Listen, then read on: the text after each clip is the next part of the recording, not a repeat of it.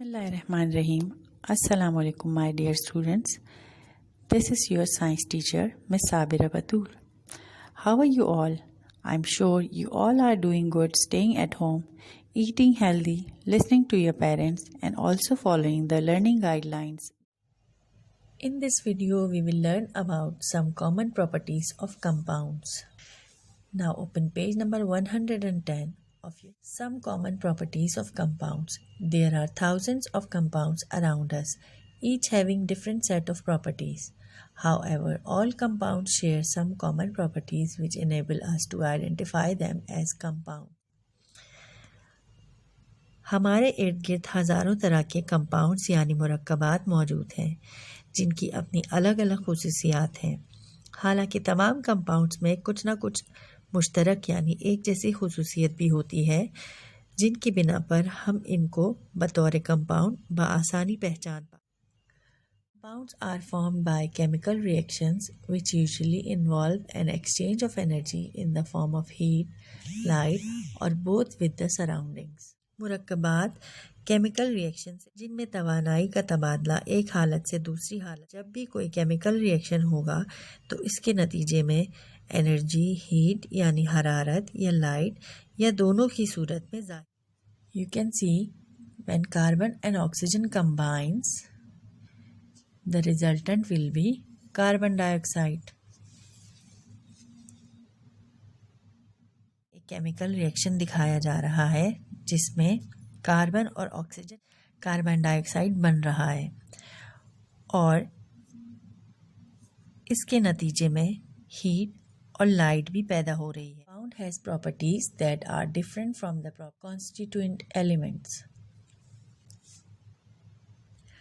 जिन element से मिलकर कोई कंपाउंड बना हो उनकी खुसूसियात और उस कंपाउंड की खुसूसियात मुख्तलिफ होती हैं। एग्जाम्पल में हम देख सकते हैं common salt sodium chloride is a white crystalline जिसे हम टेबल सॉल्ट भी कहते हैं नमक।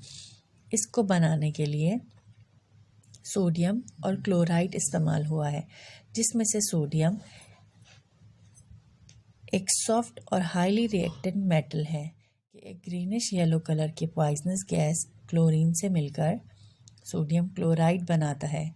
इन दोनों एलिमेंट्स के अपनी अलग अलग प्रॉपर्टीज़ हैं और जब ये दोनों मिलके एक नई चीज़ यानी एक कंपाउंड बना देते हैं सोडियम क्लोराइड, इसकी अलग प्रॉपर्टीज़ हैं। Compound can only be broken down into simpler substances by chemical methods such as decomposition. Breaking down of constituents normally involves heating, exposure to light or passing an electric current through them. एक compound को सिर्फ chemical reaction के ज़रिए ही तोड़कर अलग किया जा सकता है और इस अमल को डिकम्पोजिशन कहते हैं। यानी डिकम्पोजिशन एक ऐसा अमल है जिसमें हम कंपाउंड को तोड़कर उसके एलिमेंट्स को अलग अलग इस तरह से कंपाउंड्स को गर्म करना पड़ता है या इन्हें रोशनी या बिजली से गुजारना पड़ता है। Copper chloride is split into solid chlorine when an electric current passes through. जब हम इसमें से इलेक्ट्रिक करंट गुजारेंगे जो इस बैटरी के थ्रू इसमें गुजर रही है तो इसकी वजह से कॉपर क्लोराइड ब्रेक हो जाएगा और वो कॉपर और क्लोरीन में The different elements in a compound are joined together in a fixed proportion. मुख्तलिफ एलिमेंट्स को एक कंपाउंड में मिलाने का एक ख़ास तनासुब होता है।